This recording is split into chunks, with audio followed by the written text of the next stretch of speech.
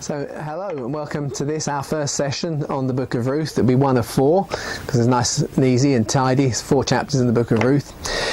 Way back when I first started kind of really discovering how much Jesus is in the Old Testament, I used to kind of mark up my Bible. I used to keep coloured pencils with me, and every time I came across one of Jesus' ancestors I would colour them in green. And so of course the book of Ruth in one sense is the only green book in the entire Old Testament. It's the only book that is named after one of Jesus' ancestors. You think about, say, Joshua. Joshua is a wonderful picture as a kind of a type of Christ, but he's not one of Jesus' ancestors. Samuel, who comes after, is a wonderful example of another, again, of a model of who Jesus is, and we think about those when we look at the Jesus-centered Bible in overview.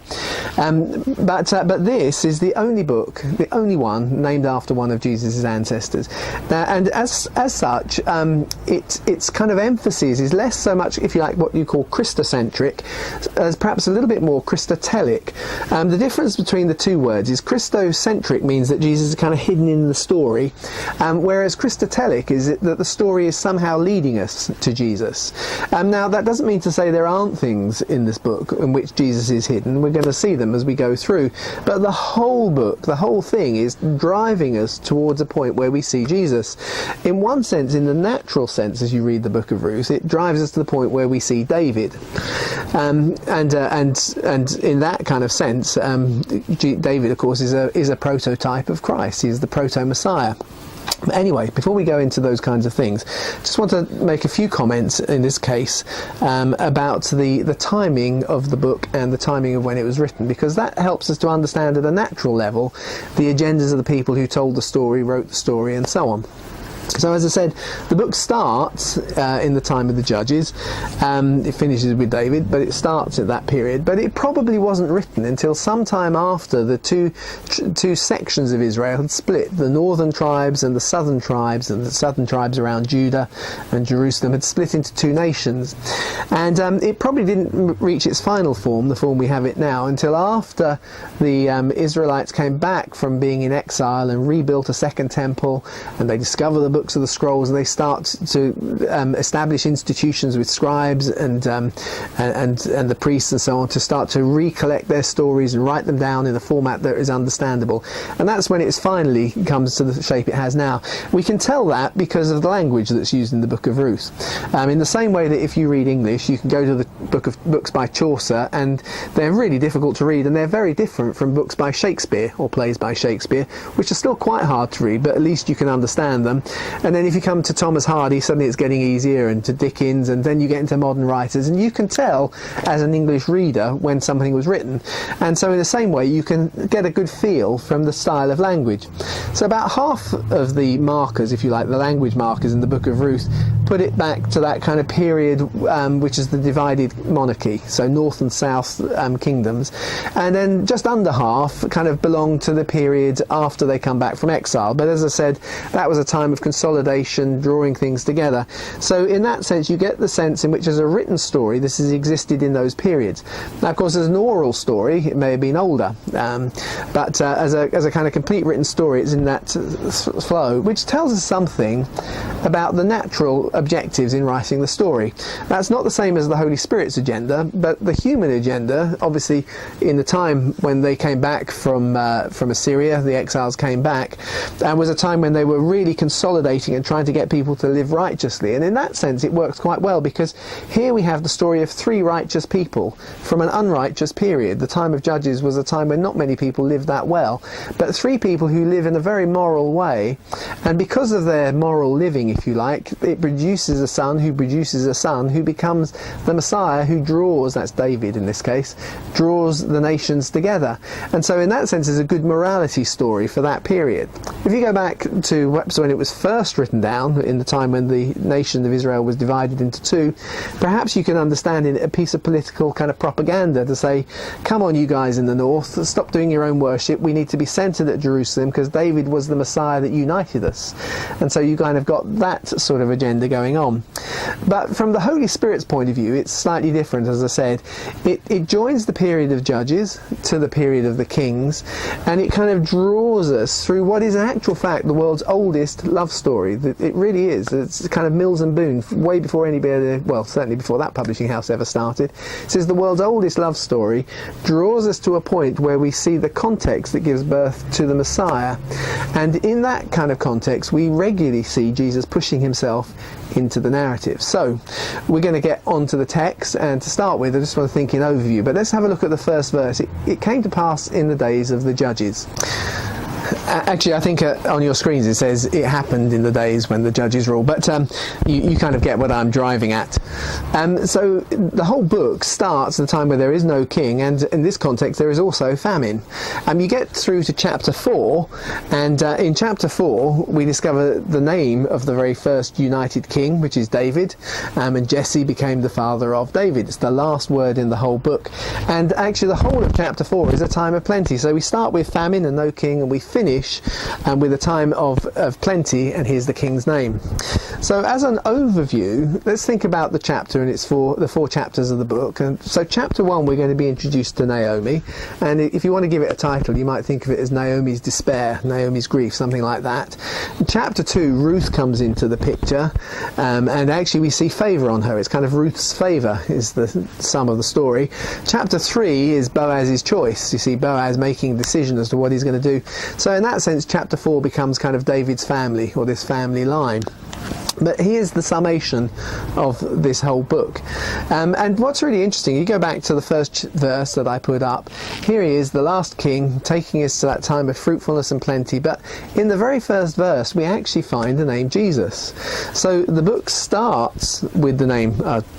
starting over here, starts with the name Jesus, finishes with the name David. Both of them are kings, both of them are proto-messiahs in different sort of ways, but they kind of bookend the whole story. So how do you find the name Jesus in the first verse? Well, if you just take that first opening sentence, it came to pass, or it happened, in the days of the judges ruled. And actually in the Hebrew you can find every fifth letter the name Yeshua, the Hebrew way of spelling Jesus' name. So why 5? What's that got to do with anything? It's a good question. 5 isn't just any old number. There is a symbolic meaning to the number. Every Hebrew number was written with a letter, and in this case the number 5 is written with a hey, as it's called. And the symbolic meaning of the letter hey is, whoa, look at this. And there's a good reason for that. If you go back, take the Hebrew characters it is today, you go right the way back to the Proto-Sinaitic alphabet, which all of those Semitic languages drew from and borrowed from, became eventually. That original letter was drawn as a little picture, and the little picture showed a man with his hands up in surprise. Hey! That's where we get the name from, perhaps. I don't know, just made that up. But hey, look at this, comes from that number. So why is it 5? Hidden in that first verse, hey, look at Jesus, because actually he is ultimately the focus, although this story in the natural finishes with David and that time of plenty. So we got 3 key characters. We've already talked about their chapter headings. Naomi, who in her own way stands as a kind of a symbol for the whole of the Jewish history. Judaism, which is in that natural sense, the natural thing that God is doing, which in the end you find in a broken and hurt place, as we're going to see. Her story goes through quite a desperate place, in a partnership with a Gentile bride, eventually coming to a place of blessing and fulfillment, which I think is a nice kind of picture. So that's the book in overview. So now let's get on and actually think about the text in detail. So first we're going to think about the structure of verses 1 to 6. They make up a unit in Hebrew, and one of the things we often don't realise as we read through in English, and our style of reading is that most of the Old Testament is broken into little units, and part of the way they do that is you introduce a unit and you finish a unit with the same ideas. And so you see that straight away in verses 1 to 6 of Ruth. So in verse 1 you'll see there was a famine in the land and the man went to live in Moab. And you get to the end in verse 6 of this little section, you'll see they returned from the country of Moab because Yahweh, or the Lord, had given his people bread. So we start with famine, which causes us to go to Moab. We leave Moab because we've heard that there's bread. So that's the start and finish. And then in the middle we find another kind of dual kind of related verses. So in verse 3, Naomi's husband died and she was left with her 2 sons. And then in verse 5, Mahlon and Chilion, that's the name of the sons, they both died, and so she was bereft of both her husband and her children. And then right in the middle we have what therefore is the key verse. We know that because of the way in which, like a kind of Russian doll, one thing inside another, we've got to the final little bit right in the middle. They took for themselves wives from the women of Moab. Why is that such an important verse? Well, you might remember in the book of Deuteronomy, just before the children of Israel push into the promised land, that God speaks to them and sums up the law again to them. And in that context he actually says to them that you're not allowed to marry any of the Moabites for at least 10 generations. And this is the period of Judges. It's well within that period, and yet here they are marrying Moabite women. Desperate times call for desperate measures. They wouldn't have done it normally, but they did. And there is this wonderful kind of, if you like, subtext, which is that actually God's salvation story, his Messiah story, whereas the law would keep them out, that salvation story draws them in. It's kind of salvation by faith in that kind of sense straight away. But anyway, let's get back to the text. So it came about in the days of the Judges, there was a famine in the land, and a certain man of Bethlehem. So Bethlehem comes in. Bethlehem becomes quite an important point in the prophetic story of Israel. Remember, it's where Rachel weeps for her children, and now it comes in again. So in Bethlehem in Judah, there's a kind of an irony, because Bethlehem means the house of bread. So at the time of famine, the house of bread has got no bread. And a man went to live in the land of Moab with his 2 sons, and his name was Elimelech. Elimelech, which means my God is king. So there's something of a prayer in his own name, that he wants God to be their king. Or if we kind of match it in the end with the ultimate Messiah, it turns out that God is the king. My God is king. It turns out to be true. But he goes with his wife, whose name is Naomi, which means pleasant. And Naomi, as we're going to see, actually becomes the person who this whole book is really about. She starts the book and she's going to finish it. Right at the end, she's going to be entrusted with the child that is born, and she sings her celebrations and says that God has fulfilled her life. And so in that sense, this is rather than Ruth's story, this is Naomi's story. But anyway, he went with Naomi. The names of his 2 sons were Mahlon and Chilion, which means failing and sickly, which you think, what were the parents thinking? But whatever. It might be because they were unwell right from early childhood. Maybe they always weren't that good. So it's a desperate time. Things are hungry. They have no food. They have to go as refugees, and the kids are never well to start with. And they come to the land of Moab, and Elimelech, Naomi's husband, died. Here he's called Naomi's husband because already we start to see that Naomi is becoming the main character. He died and he left her with his 2 sons. And so they took for themselves, and here it is, it's desperate times, desperate measures, so they married Moabites. They had to do something. So they married Moabite women as wives. The name of one was Orpah and the name of the other was Ruth. Actually, I've forgotten, and we just need to go back for it, but way back here when we read about Elimelech, it says that he was an Ephrathite of Bethlehem. So Bethlehem means house of bread, and Ephrathite means fruitful or fertile. It comes from Caleb's second wife's name, who's Ephrathah, or Ephrath. And so remember, in Bethlehem Ephrathah, within the town of Bethlehem there was a kind of a sub-clan of important people who were descended from Caleb's second wife, who were the Ephrathites. But their name itself implies fruitfulness, but this is something they definitely haven't got. You've got this kind of whole irony thing going on in these first few verses. But then both Mahlon and Chilion also died, and the woman was bereft of her 2 children and her husband. So she arose with her daughters-in-law that she might return from the land of Moab, because she had heard from the land of Moab that the Lord had visited his people and had given them food. And now we finish that first section, we come into the second section, which starts from verse 7. It runs up to verse 9, and just like with the first section, we've got this kind of nested doll syndrome going on. So you notice right at the beginning of that section, in verse 7, it says, they went on the way to return to the land of Judah. And at verse 19, section A, the beginning of that verse, it says, so she went until they came to Bethlehem. So they went on to get to Judah, and she went and they came to Bethlehem. Kind of starts and finishes the section. And then inside we get some of this kind of parallel verses. Naomi said, go back, my daughters. That's in verse 8. Whereas in verse 15 she said, this time just to Ruth, she says, see, look, your sister-in-law has gone back to her people and to her gods. Return with your sister-in-law. So that idea of Naomi telling them to go back is the kind of idea. And then we kind of, actually this time we've got a little bit more, because there's another layer before we get to the central verse. Verse 9, we can see it says, may the Lord grant that you find you rest. And it says, and she kissed them, and they lifted up their voices and they wept. And then I've just lost the verse, and here it is again, verse 14, and they lifted up their voices and wept again, and Orpah kissed her mother-in-law, but Ruth clung to her.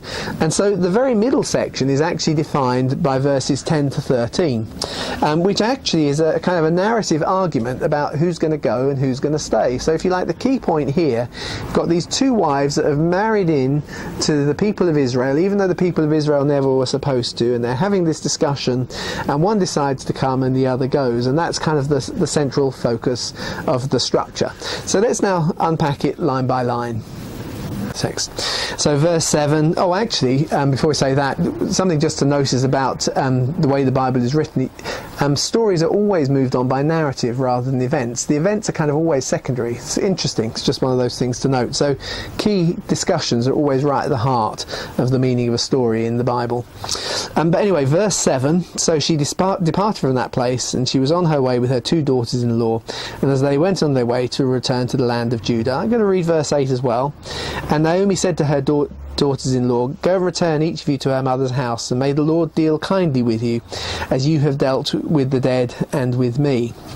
I put those two verses together because, really interestingly, actually hidden in this verse is not just the name Jesus, it's a whole statement about Jesus. Unlike the first verse, which was done at the 5 spacing, this one's done at 12 spacing.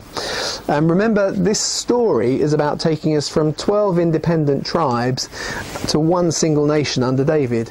And if you like, we see that kind of unity being modelled out in these two verses, because every 12th letter spells a whole phrase. Ha Melech Yeshua, or Ha Shet Melech Yeshua, which is quite a long phrase, and it means Ha, the, Shet, appointed, Melech is king, Yeshua is Jesus. So it actually says the appointed king is Jesus, and it's right here in chapter 1 of a book that's all about finding the appointed king David. I've got an article all about this, and you can see it on screen as I'm speaking now, but there's a whole article on this on the website, so please go and look at it there. I don't want to spend too long on it right now. So there is Jesus already in this context as they're heading home. So then as they move on, she says, may the Lord grant you that you might find rest, each in the house of her husband. And she kissed them and lifted up their voices, and they all wept. And they said to her, no, we're surely going to return with you and your people. And I think there's something fascinating to hear in that, because remember, these are young Moabite women. They've married these refugees who aren't that great, and yet they don't want to go back. Their instinct isn't to go back to their families, it's to stay with Naomi. There's a kind of a testimony to the character of Naomi, that with no prospects whatsoever, the instinct of these two girls is not to go back to their parents and families that will look after them, brothers and so on, but actually to stay with this refugee woman who has nothing. And so going on, she said, and they said, no, we'll surely return with you to your people. But Naomi said, return, my daughters. Why should you go with me? I haven't got sons in my womb that they may be your husbands. And straight away we're kind of making reference to what we think of as was referred to as the Levirate marriage, which wasn't unique to Israel. It was something that was practiced across the whole of that region, all of those peoples, which is that when somebody died childless, that if there was a brother or somebody else in the family, that they had a duty to raise up a child through that person's wife. If you like, the strength of the covenant between the two was such that even though it physically wouldn't be the heir of the person who had died, it would spiritually and symbolically be understood in that way.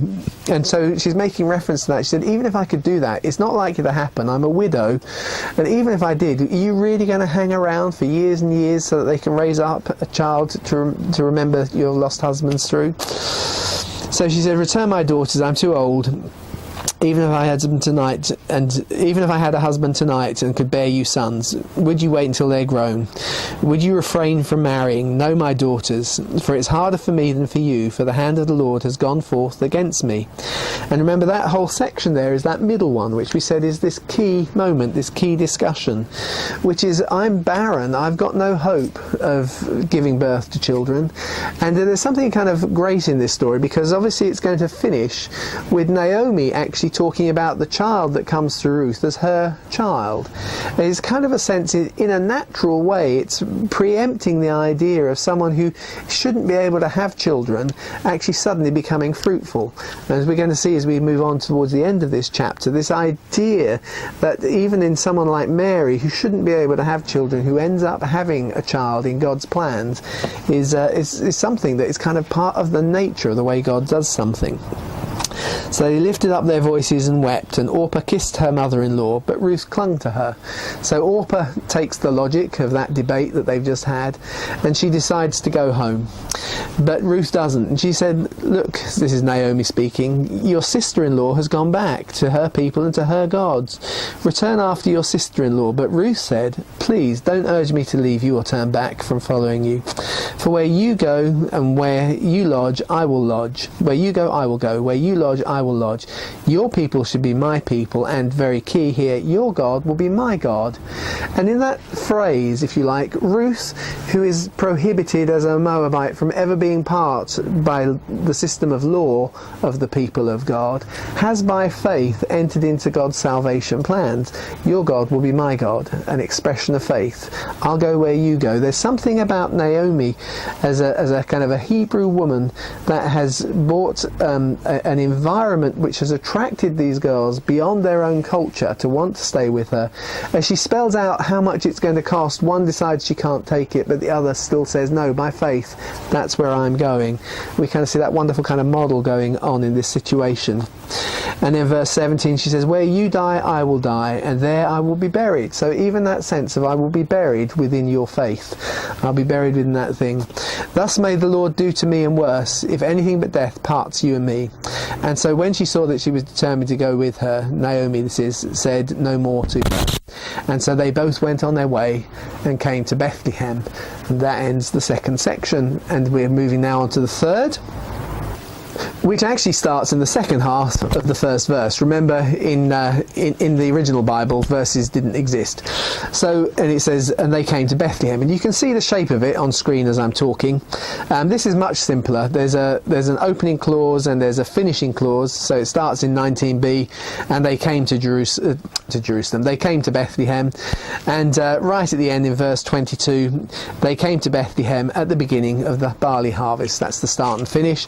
And in the middle we see another little parallel, and this kind of parallel doubly emphasises what the whole of the first chapter has been about. It's really about Naomi's grief, Naomi's despair, everything that's gone wrong for Naomi up to this point.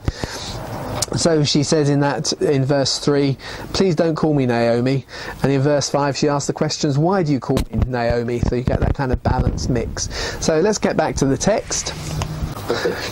And it came about, when they had come to Bethlehem, that all of the city was stirred because of them.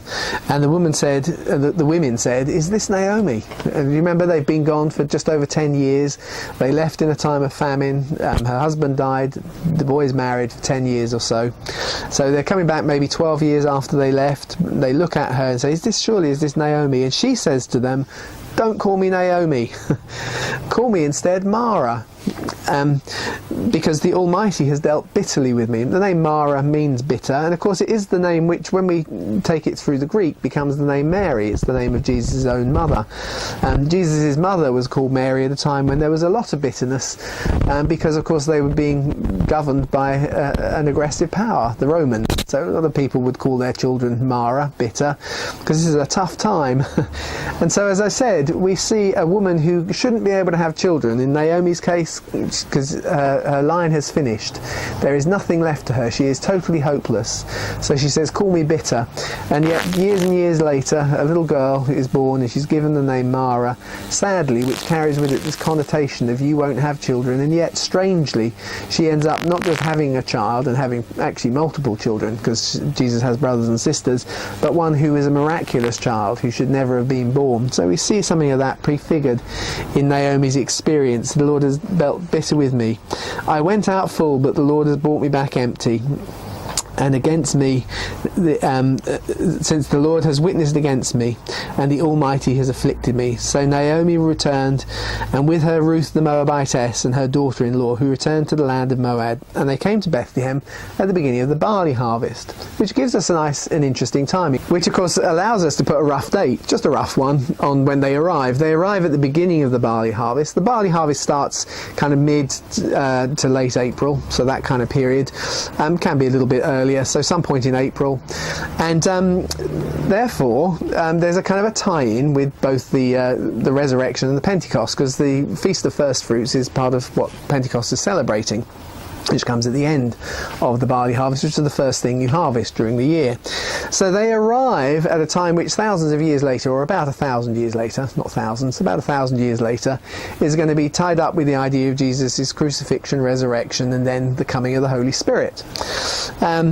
Similarly, actually, Clement of Rome, who's one of the early church fathers, when he tries to capture and record the traditions of when Jesus was born, notes two possible dates, one of which is mid-December, which is what gives us the December the 25th date, and the other is the 17th of April, which is right smack bang at the beginning of the barley harvest. So 1,000 years later, there are a number of things, both the birth of Jesus and then death, which would have happened in early April, his resurrection, and therefore the coming of the Holy Spirit during that period, which is celebrated at Pentecost.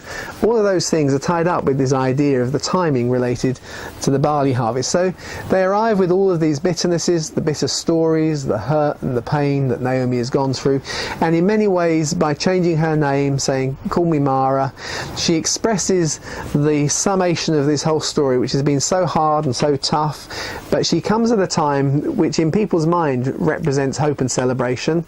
So they have the feast of celebration after the early harvest in anticipation for the wheat harvest, which is going to be good as well. So they thank God for collecting the first fruits, ready for the later fruits. And so she arrives with all of her pain, all of her unhappiness, but at a time of hope, which really kind of sets us up for chapter 2, because in the context of nothing could possibly make this life good, we start to see the glimmerings of a new possibility, new hopes, as she encounters a kinsman redeemer, the man Boaz, who is part of that family, the Ephrathites, who should have been fruitful, but at the beginning of the story weren't, from Bethlehem, which was the house of bread, but it is a place that had no bread. And eventually we're going to see that hope burgeon and flourish and produce fruit and produce a king who, although he's a king rather than a Levite, God gives him permission and treats it fine when he actually eats the bread of God's own presence, that house of bread. He takes it and consumes it and eats it because he's hungry. And Jesus takes that same image of David who ate the bread as being a sign that actually the Sabbath was given for man, not man for the Sabbath. It's always been God's purpose to release a dispensation of grace. In fact, I would say it didn't just start with Jesus. There's always been a dispensation of grace. It's just we needed to see it counterpointed by the failure of a religious system that would keep the Moabite Ruth out of the story, when in fact it's the Moabite Ruth who is going to become the key to unlocking fruitfulness and success. So we'll see you for the next session, seminar 2 in our series, but I hope you got something out of this. Well, thank you. You made it right to the end, so thank you for staying and watching. Now, if you raised a question during this online seminar, I will be getting back to you at some point, so please bear with me in all of that. Well, we hope you got a lot out of the time. If you did, you may want to think about whether you could help support and sponsor us in what we're doing. It's not vital to participation, but it does help us keep doing what we're doing. So until next time, as my friend Leonardo, who's operating the camera right now, would say, hasta pronto.